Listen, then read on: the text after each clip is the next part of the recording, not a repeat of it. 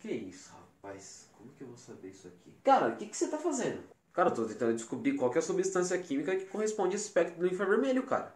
Mas assim, peraí, tá aqui que eu vou te ajudar. Vamos com calma, vamos analisar isso aqui com mais calma, tá bom? Lá ele achando que vai conseguir descobrir o composto sozinho. Tá bichuru. Primeira coisa que você tem que fazer é esticar esse gráfico para você ver exatamente qual o comprimento de onda que cada pico representa. Agora você vai marcar os picos de máxima absorvância no espectro, indicando exatamente qual que é o comprimento de onda dele. Confia no pai que você vai entender porque a gente está fazendo isso. Tá bom, e agora? Agora você vai procurar na literatura o que cada pico representa. Nós já montamos uma tabela. Essa aqui. Com essa tabela montada, podemos analisar melhor os picos de maior interesse e que indicam algumas ligações bem específicas para nós. Essa primeira região chama muita atenção, visto que são picos bem característicos. Vamos analisar com mais calma agora. As aminas primárias, elas geram duas bandas próximas de 3.350 e 3.180 centímetros a menos 1, causadas pelos estiramentos da ligação nitrogênio-hidrogênio. Nessa região, pode-se observar a presença de um anel aromático. Mas como vemos isso? Vem comigo que eu vou te explicar. Em aproximadamente 3050 e 3010, causado pelo estiramento da ligação carbono-hidrogênio, o carbono do anel aromático e o hidrogênio ligado a ele, podemos verificar um pico de absorvância. Nessa região, podemos verificar a presença de um pico, próximo a 1600, que é uma banda forte, causada pelo desdobramento da ligação carbono-nitrogênio. Também verificamos absorções no estiramento do anel aromático nas ligações carbono-dupla carbono. Esse pico ele ocorre de 1450 até 1600. Numa região mais para fora do plano, próximo a 700 cm a menos 1, há um pico causado pela ligação carbono-nitrogênio, também como o dobramento da ligação do carbono do anel aromático até o hidrogênio ocorre fora do plano. Esse pico se apresenta de 900 a 690. Completando essas informações para anéis aromáticos monossubstituídos, há uma banda forte fora do plano, próxima de 750, e uma outra, próxima a 690. Em resumo, desse espectro podemos extrair as seguintes informações. Ele indica a presença de uma amina primária e que uma amina está ligada diretamente ao anel aromático. E aí, qual o composto afinal? Você ficou enrolando aí e não falou qual é o composto. Qual é o composto desse espectro aqui? Fala pra nós. Calma, meu jovem. Ainda temos algumas outras análises e outras contribuições para fazer. Então eu preciso da ajuda dos meus colegas, né? Vamos com eles. Olá, eu sou espectrometria de massas. E eu sou o RMN. Já sei, né? Vocês querem saber qual é o composto de vocês. É claro, é sempre uma palhaçada. Vocês aí querem perguntar para esses dois bestas que vai te entregar a resposta de bandeja.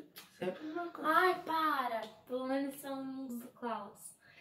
Eu acho que eu posso ajudar vocês. Com os resultados do infravermelho, nós descobrimos que o nosso composto pode ter ligações nitrogenadas e um anel aromático monossubstituído. Mas, com a minha análise, a gente pode obter mais informações. Vem comigo! Assim, seguimos a minha análise de espectrometria de massas. Primeiro, reparamos os principais picos: 65, 66, 92, 93, 94. Sendo 93 nosso pico base, de maior intensidade e apresentando também uma massa molar de 93 gramas para o nosso composto. O íon molecular foi 94. Segundo, a partir da massa molar observada, utilizamos a regra do 13 para se aproximar da fórmula molecular.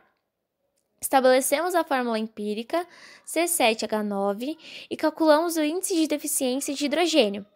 Contudo, chegamos à possível composição C7H9N.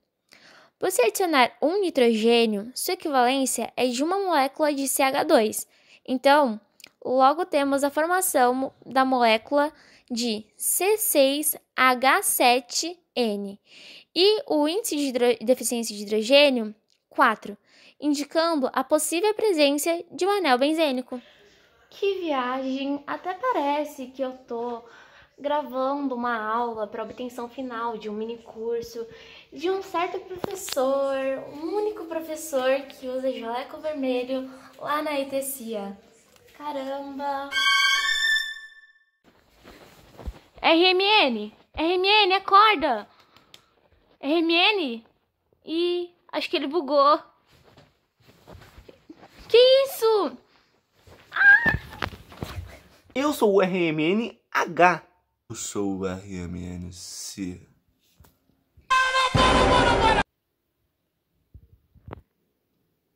Quer aprender a descobrir qual que é esse composto? Vem comigo! A primeira coisa que a gente tem que fazer de cara é olhar o número de sinais. Porque é isso que vai indicar a gente o ambiente químicos diferentes que estão na nossa molécula. Então, você vê aqui no nosso gráfico, a gente tem 4 ambientes químicos, né? Já que a gente tem 4 números de sinais. A próxima coisa é a gente olhar os desdobramentos desses sinais. Ou seja, cada pico aí vai indicar quantos são os átomos de hidrogênio vizinho. Ou seja, você está vendo que aqui, primeiro, a gente tem um tripleto. Ou seja, só pode ter 2 átomos de hidrogênio vizinho. Aí depois a gente vai ter um outro tripleto. Pode ser formado por N mais 1. Ou seja, o vizinho dele só pode ser 2. Porque 2 mais 1 é 3. E assim vai. Depois disso, é muito simples. Tá vendo que embaixo aqui tem um númerozinho? Essa daí é a integração de sinal.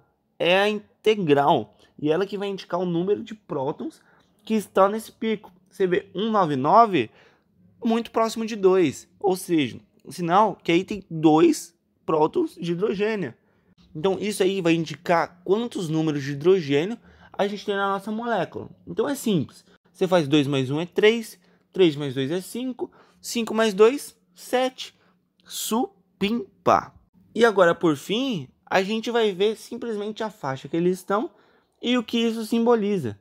Você vê que as que estão entre 7,5 e 6,5 vai indicar para a gente que realmente a gente tem aí um anel aromático.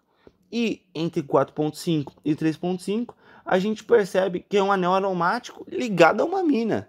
Ou seja, tá tudo na manteiga, tá sussa. Que é isso? Quem é você? Eu sou o RMNC. Falando um pouco mais sobre tudo que meu amigo disse, comigo é basicamente igual. A diferença é que não vamos ter a integração de sinais e os seus desdobramentos. Mas você pode ver que pela faixa de ppm, a gente também consegue indicar aí que são os carbonos do nosso anel aromático. E além disso, também a gente consegue perceber que a gente tem os números de sinais e indicam quais são a quantidade também de ambientes químicos que eles se encontram. Então, se no hidrogênio são 4, aqui também encontramos 4, entendeu? É muito simples, meu brother. Vale a ressalva, quanto mais à esquerda, mais blindado é o composto. Ou seja, maior é a dificuldade que a força eletronegativa vai ter de interferir ali, sacou?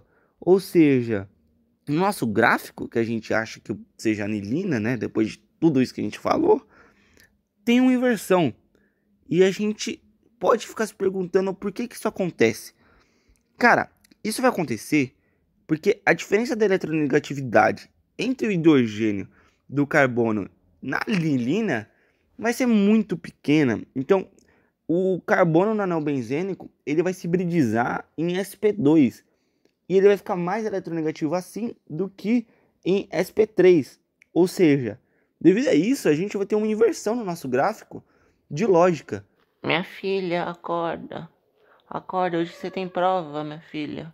Oi? Que? Como assim?